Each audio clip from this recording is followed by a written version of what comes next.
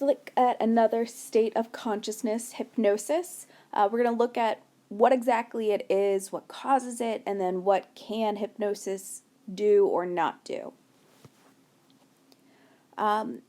So with hypnosis, it's where you are in an altered state of consciousness where you believe your behaviors are outside of your control. You're under the control of the hypnotist and will follow their suggestions and think and do different things. In one of the Brain Games episodes that you watched, they looked at hypnosis and how people were able to forget the number 4 or ignore colors that they were seeing, all because of this suggestion from the hypnotist. And so when we talk about hypnosis, it's an altered state of reality. You're not asleep, you're somewhat aware of the environment. It's just that you don't have full control over your body because of these suggestions. Right? What might cause hypnosis?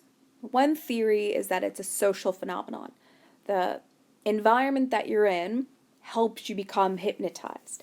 And so there is a belief in the system, belief in the process that actually allows hypnosis to take place. We're really susceptible to our social environments and the suggestions that people give to us. For example, have you ever been at class or in a waiting room and you see somebody yawn, and because you saw them yawn, you then yawn, and because you're yawning, someone who's watching you is now yawning. And the fact that I've said yawn so many times, you might be yawning now. Usually in the classroom you can look around and you'll see 2 or 3 people yawning, and the fact that I keep talking about it might make you feel tireder and tireder. All right, that's the social phenomenon at work. And so it's these suggestions that the hypnotist is putting in the subject's mind that actually creates the hypnotic experience. And so it's the belief in the process that allows people to be hypnotized. There were these bracelets that were really popular a couple years ago that would help increase your agility and your balance.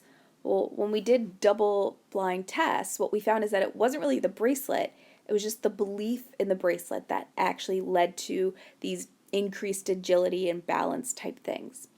And so it really is more imaginative people, the people who buy into the process, that are highly susceptible to hypnosis. The other idea is that there's a split in our consciousness. We can go on autopilot, and so hypnosis takes advantage of this reality by having us split our consciousness that's listening to the hypnotist and the consciousness that's aware of our environment. For example, have you ever been driving or maybe out on a walk and you're lost in your thoughts thinking about a big project that you're doing or a conversation that you've had with a friend, and then all of a sudden you're home and you have no idea how you got there? Right? Where you split your reality. You're so focused on that internal world that your body went on autopilot to allow you to still make the left-hand turn that would take you to your street and get to your house. And so with hypnosis, we take advantage of this.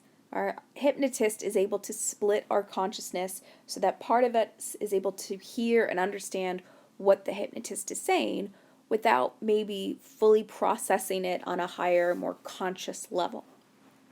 All right, so both of these things work together to help somebody be hypnotized. We need that divided consciousness to be able to go through with the hypnotized practices, but we need to buy into the social influences. People are able to be more easily able to be hypnotized when they're in a alone environment versus a stage hypnotism. So the social influence might play a role with that.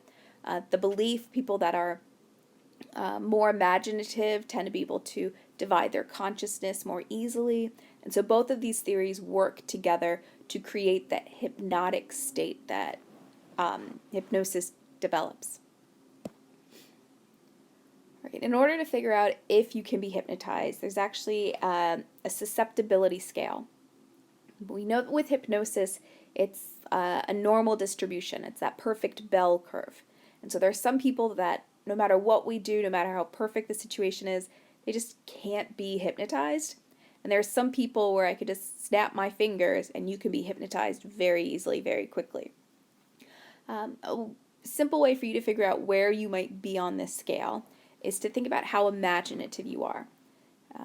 When you're reading a book and they get to the dialogue section between characters, do you hear different voices in your head?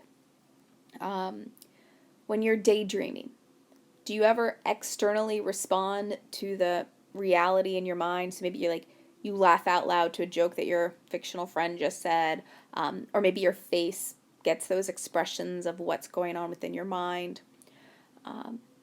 Your dreams, how vivid are the dreams? Are they in color? Can you feel the environment as you walk around, or maybe taste the food that you're eating?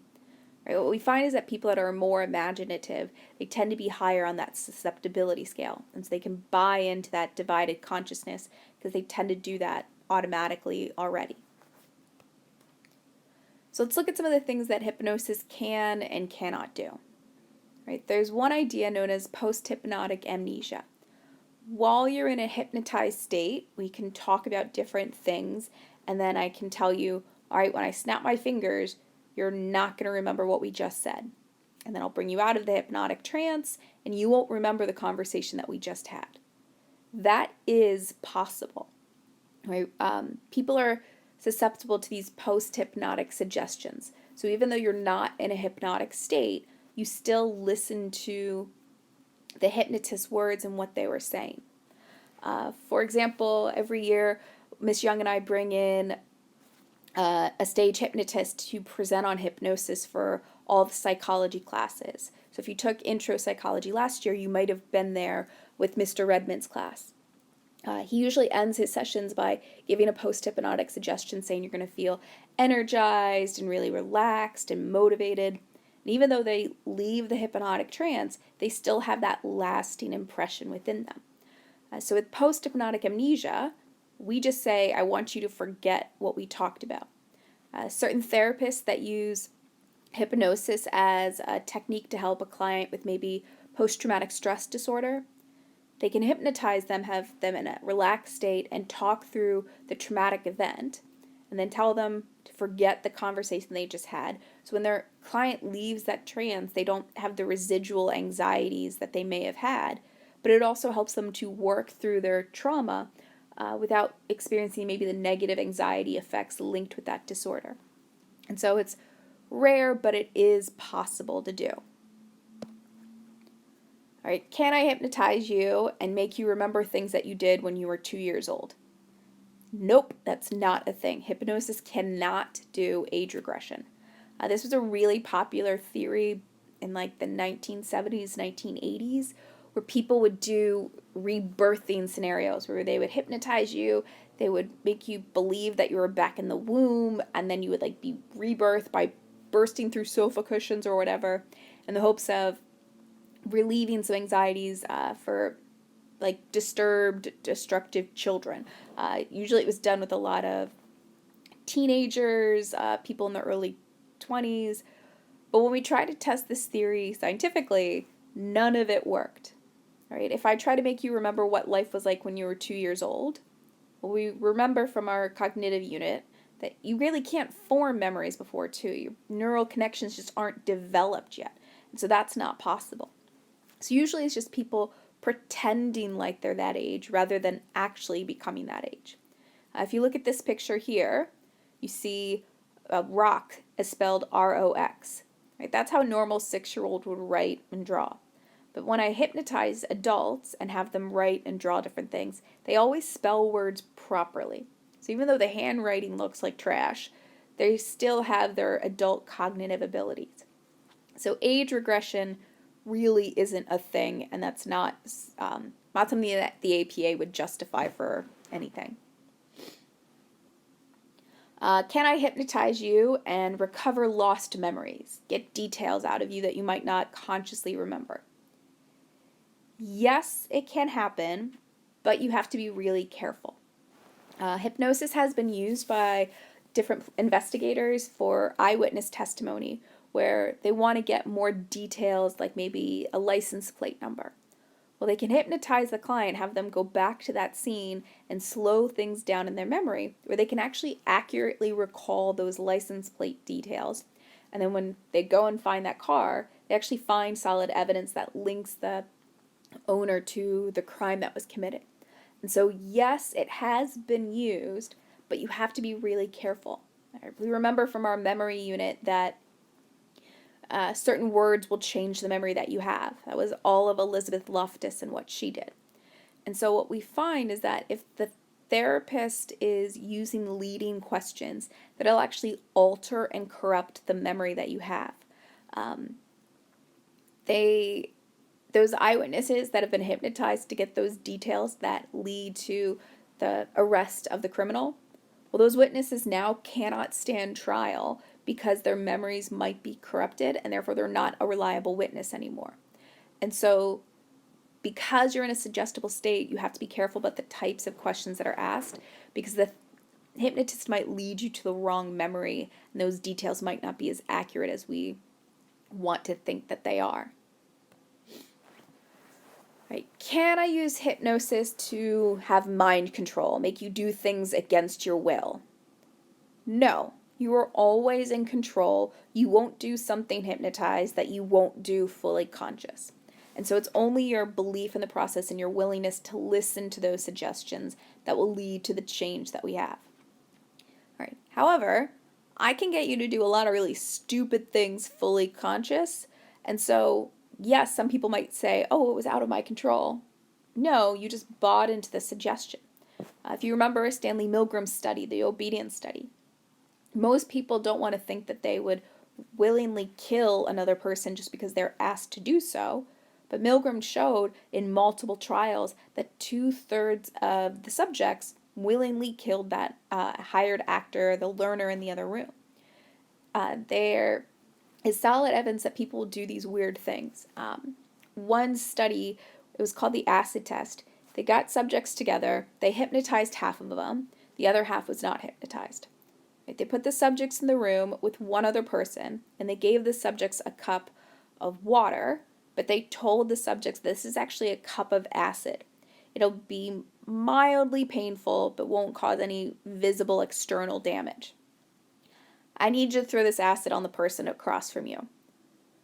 And what they found is that both groups, hypnotized and not hypnotized, were equally likely to throw what they believed to be acid on the person sitting across from them. And so what we know is that people cannot be forced to do something that they would never do conscious while hypnotized. But people will do a lot of really stupid things while they're conscious, so we can get people to do a lot of really stupid things while they're hypnotized as well. All right, the last idea is, can I use hypnosis to control your pain?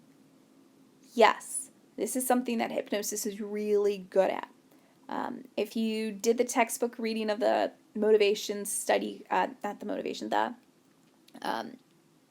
sensation study guide, one of them talked about pain and how pain is totally created within your brain. So if you look at the picture, you see these brain scans. Well, that area that's really bright and lit up on the head that's to the left, that's your sensory cortex. Right? That's what allows you to communicate with the pressure points throughout your entire body. Pain totally comes from your brain. And so if I can cut down that sensation, you won't feel pain anymore. And so if you see in the next one, the ones that were hypnotized, they don't have that pain at as high levels as the one who wasn't in that hypnotized state. Some hospitals, for patients that are highly allergic to anesthesia, they actually will try to hypnotize the patient, and then they can do short, minor surgeries on them, like getting your appendix out or something like that. And so with hypnosis, they can use this to control your pain. Some hypnotists will use hypnosis to help patients that might deal with really bad arthritis so that they don't feel the pain within their hands. Right? There's still the damage to the joints and the cartilage, but they just don't respond to that pain anymore. And so this is one of the things that hypnosis can do. All right, so that's hypnosis. If you have any questions, you can come to the Zoom sessions or email me. Again, we're going to do another review online. So if you have any questions or not, have a good day.